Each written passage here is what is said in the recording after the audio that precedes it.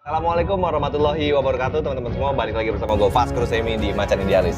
Nah teman-teman, hari ini gue masih bareng Babe Ridwan Saidi. Gue mau diskusi sama Babe nih mengenai sejarah nih yang pasti nih ya. Karena gini Be, ini mengenai sejarah Kesultanan Buton Be. Belum banyak referensi Be. Belum banyak referensi tentang Buton. Kesultanan Buton ini Be. Iya. Bisa nggak Babe tolong jelasin sedikit lebih mengenai kerajaan Buton ini? Iya, bahkan Buton itu kan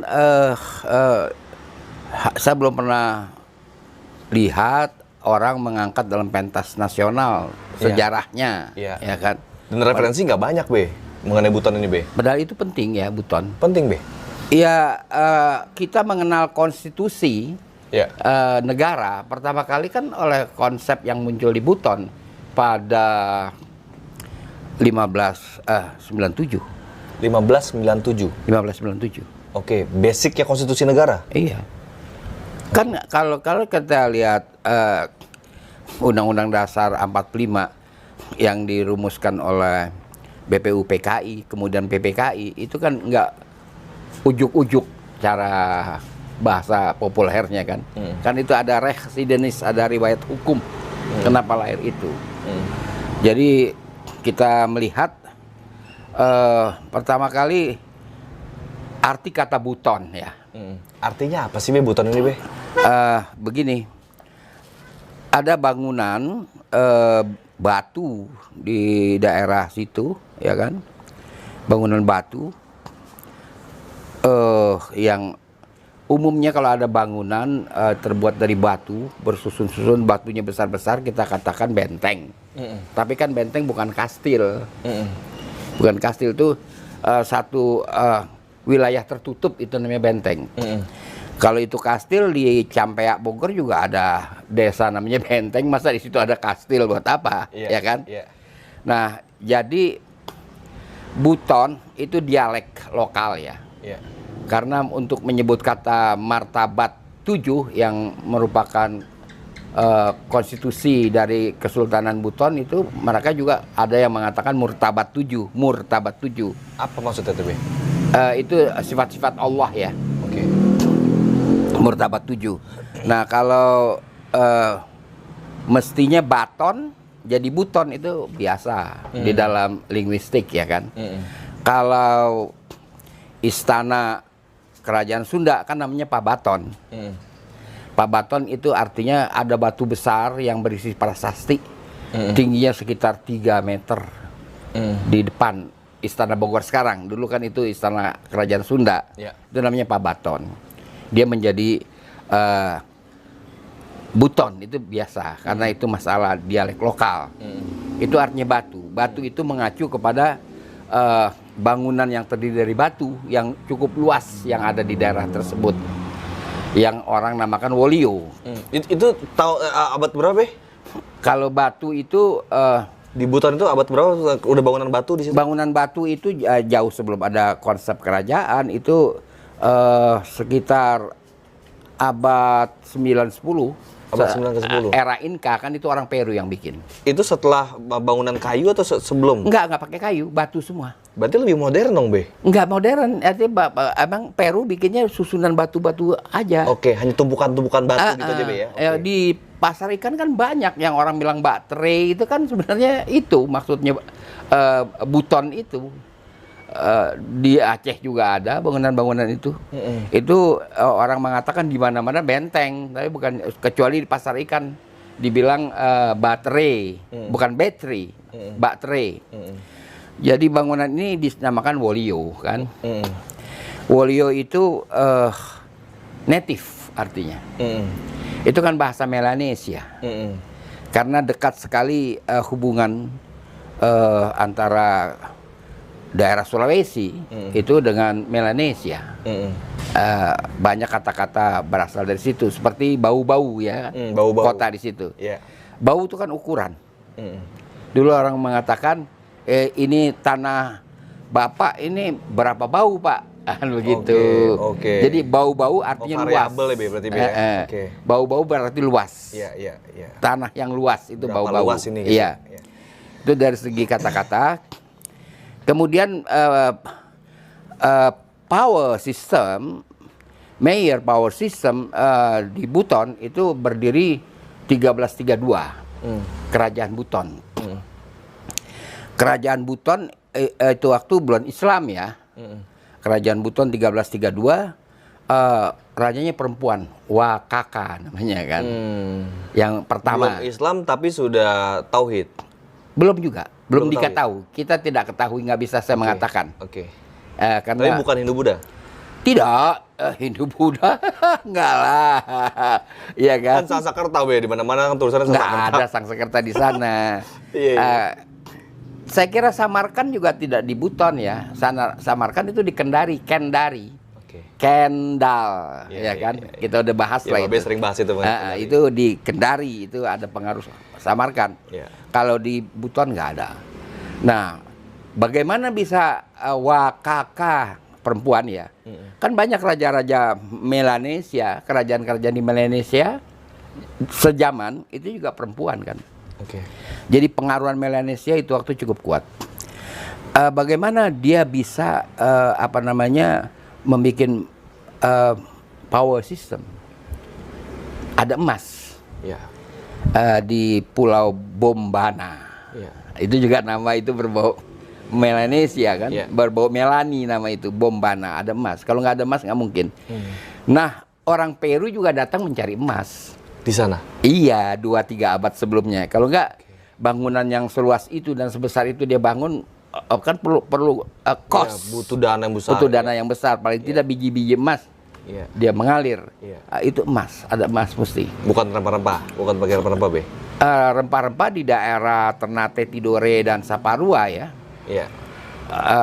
Walaupun di daerah Ternate, Tidore, Saparua juga ada emas, tapi juga dia didampingi dengan rempah-rempah. Kalau di Buton itu lebih mengarah kepada emas saja. Pokoknya memang semua power system yang ada di Indonesia ini parameternya ada emas nggak di situ? Kalau ada itu. emas ya mungkin ada kerajaan. Nah, itulah dari segi metodologi, ya kan?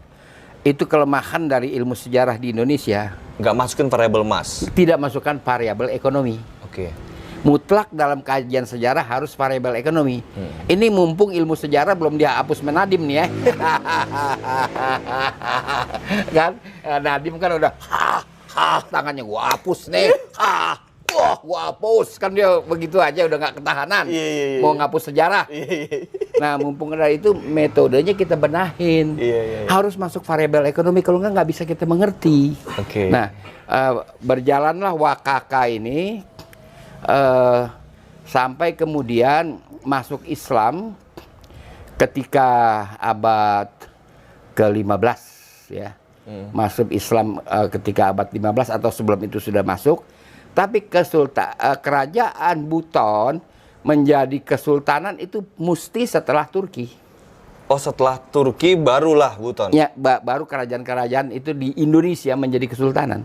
Oke. Karena pengaruh khilafah Turki ini, Be. Yes. Oke. Itu 1453 kan, Konstantinopel direbut, Iya. ya kan? Iya. Lalu berdirilah Ottoman.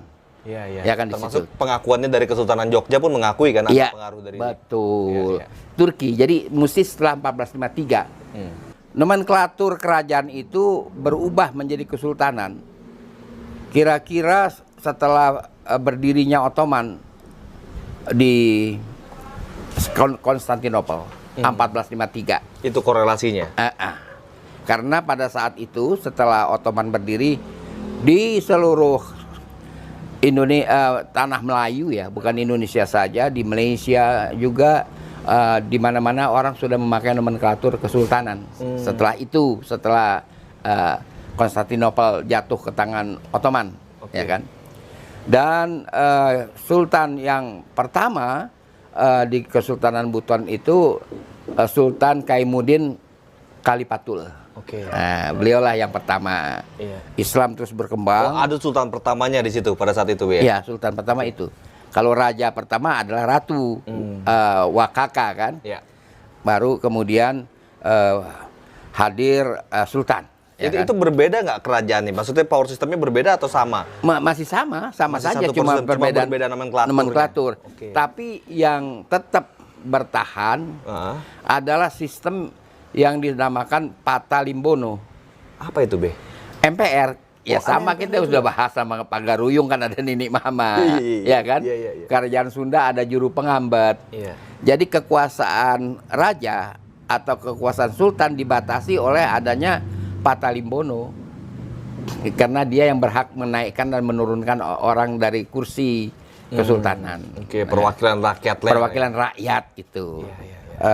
Lalu kita lanjut pada 1597 itu muncullah konstitusi. Iya.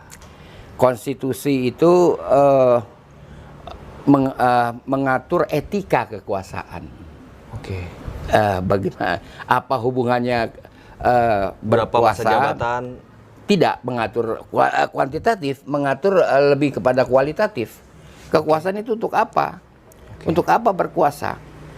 Ya kan? Apa tugas-tugas ya, raja gitu, ya? Dikaitkan dengan sifat-sifat utama Allah yang 7 itu. Oh. Murtabat atau martabat yang 7 itu. Iya. Jadi nggak boleh semena-mena dan sebagainya. Siapapun bersalah harus dihukum. Itu mengandung etika. Etika berkuasa, etika kekuasaan. Begitu kan? Sebenarnya untuk zaman sekarang ya, buku Martabat 7 itu bagus dicetak ulang ya. Ya, diedarkan lagi ya kan secara terbatas. Iya. Ya kan? Iya. Perlu itu. Iya. Penguasa-penguasa zaman sekarang membaca Martabat 7. Biar punya etika. Iya. Itu diatur betul-betul bagaimana orang itu kalau sewenang-wenang hukumannya apa, Iya. nggak boleh menghukum orang sembarangan, tidak boleh semena-mena berkuasa, tidak boleh zalim, itu diatur oleh Martabat 7. Jangan ada kriminalisasi gitu. Nggak boleh ada kriminalisasi dan itu adalah sumbernya adalah tasawuf Islam dari kitab-kitab yang beredar sejak 1620 dan sebelumnya. Sebelum itu pun kitab-kitab tasawuf. Dan yang paling banyak beredar ya 1620, tapi sebelum itu udah banyak beredar. Sumbernya adalah ajaran-ajaran sufi mengenai itu. Konstitusi 1597 yang disebut Martabat 7 itu. Nah ini kalau kita bicara dari segi hukum konstitusi ya kan, saya mengatakan bahwa Undang-Undang 1945 tidak ujuk-ujuk muncul. Ada residenis, ada riwayat hukumnya. Ini tertulis loh, Martabat 7 itu tertulis di dalam Arab Melayu, ya kan? Tertulis. Dan banyak yang tanya, ini pengaruh dari mana? Ya, karena hubungan Kesultanan Buton dengan Kesultanan Melayu di Melaka itu erat. Jadi sangat mungkin raja-raja Malaysia itu sudah memiliki konstitusi. Itu. Tapi kan pulau itu kan nggak besar, Be, Pulau Buton itu, Be. Apakah kerajaannya masuk kerajaan besar? Apa di luar pulau itu masih wilayah dia? Monaco juga kecil.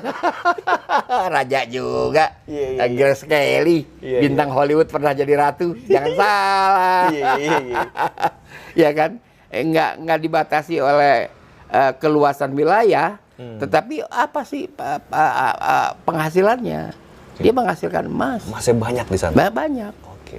Jadi dia berperan dalam zona ekonomi Indonesia Timur, yang meliputi Banjar,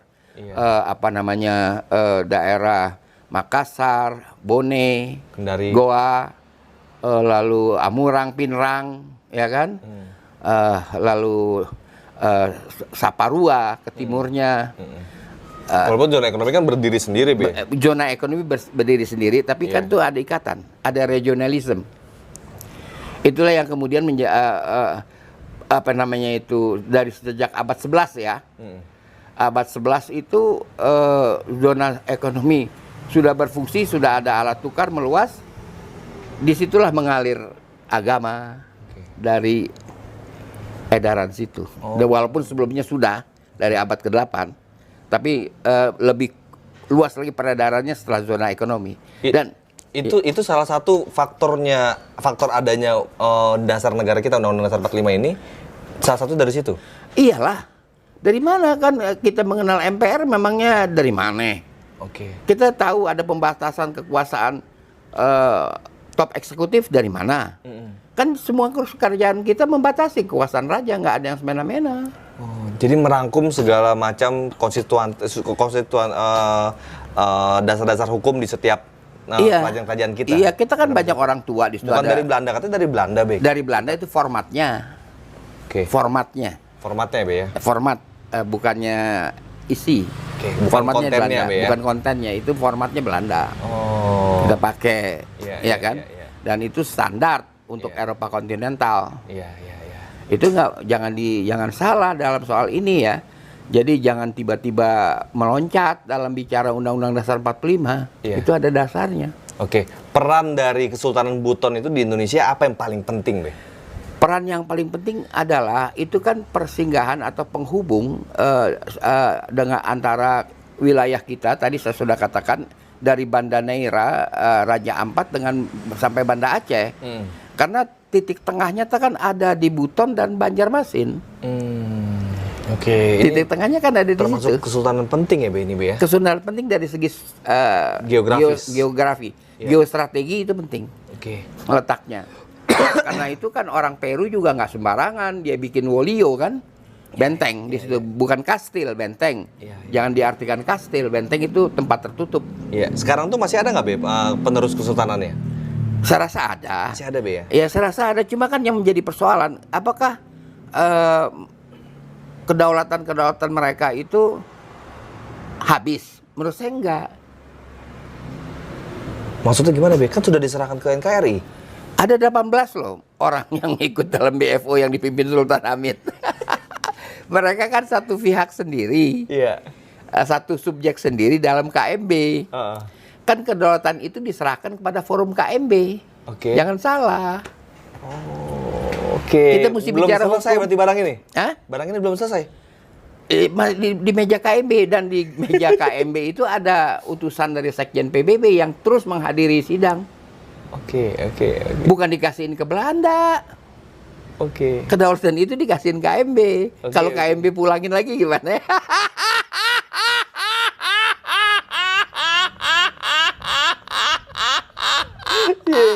Ya kan? Iya. Jangan lupa. Iya. Itu ada ikatan. Kita jangan salah. Iya. Jadi tidak ada istilahnya, ada regionalism. Gitu. Iya, Jadi dia nggak ada satu kesultanan yang menyendiri, nggak ada. Ini menarik ya, teman-teman. Jadi memang kalau kita bicara kesultanan yang ada di tanah Melayu ini, Be, Iya. di Indonesia ini. Iya. Di tanah Melayu ini kan luas, Be ya. Luas. Hamparan tanah yang luas, Iya. perairan yang luas, banyak sekali zona-zona ekonomi, kerajaan-kerajaan yang di tanah Melayu, banyak perannya masing-masing di situ, Be ya. Untuk akhirnya adanya Indonesia ini. Betul, adanya Indonesia nggak bisa dipisahkan dari 18 kesultanan itu. Nggak bisa begitu saja diabaikan eksistensi 18 kesultanan. Dan jangan salah kalau kita bicara hukum, kedaulatan itu diserahkan kepada forum KMB di mana ada PBB, Iya. utusan PBB. Iya. Sekjen ada di situ. Ada. sekjen. Ya, teman-teman, inilah perlunya kita mempelajari sejarah bangsa Indonesia. Sebelum adanya bangsa Indonesia ini, apa sih sejarahnya gitu loh. Bukan berarti ada kerajaan-kerajaan yang tanpa ada emas dia ngakunya kerajaan besar. Ada juga kerajaan yang sebenarnya masih banyak tapi dikecil-kecilkan sama sejarah yang ada di buku sekolah, Be. Nggak ditaruh di pentas. Nggak terlalu dipentas gue, Be ya. Iya. Nah ini kok yang Iya, saya iya. sering berpikir ya, di tengah apa orang bilang ini ada COVID ya, Iya. saya berpikir bahasa Belandanya begini, saya khawatirnya itu kedaulatan 18 kesultanan yang disampaikan yang tergabung dalam BFO, Binnenkomst Federal Overleg, itu yang dipimpin Sultan Hamid itu, saya khawatirnya oleh PBB di retur afsender. Retur afsender itu dikembalikan kepada yang empunya.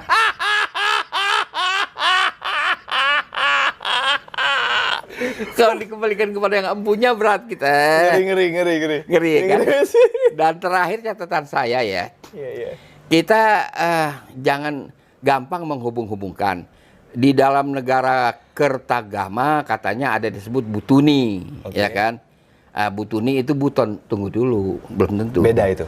Beda, Butuni dengan buton lah beda. Buton atau beton, ya orang Betawi kan bilang kalau tembok tuh beton. Iya. Buton, beton, baton itu satu rumpun. Butuni enggak. Kan ada himpunannya. Kalau kita bicara linguistik itu kan ada himpunannya. Himpunannya adalah buton, beton, baton. Pergeseran dialektikanya itu Iya, enggak Butuni lain. Nggak beda tahu. itu, bukan Kesultanan Buton itu. Itu khayalan saya kira. Saya kalau udah babat ya kan, saya baca tapi rada-rada encok saya. Nikmatin aja Bapak tuh kayak novel berarti Bapak. Iya, saya anggap begitu. Ya, itulah teman-teman, sejarah itu penting. Tapi bicara timelinenya itu perlu kita kaji lagi lebih dalam karena punya banyak versi Oh tuh, Be, ya. iya, timeline tuh mesti hati-hati. Jangan kita telan mentah-mentah sejarah Nggak yang bisa, diajarkan oleh nggak bangku bisa. sekolah, Be, ya. Nggak bisa. Coba kalian tulis di kolom komentar, apa pandangan kalian mengenai kondisi kondisi kerajaan-kerajaan kita yang ada di Indonesia sebelum masa kemerdekaan. Tulis di kolom komentar. Jangan lupa share video ini ke seluruh sosial media kalian dan pastiin lo udah subscribe dan klik tombol loncengnya biar lo terus update di Macan Ninjalis. Assalamualaikum warahmatullahi wabarakatuh. Waalaikumsalam.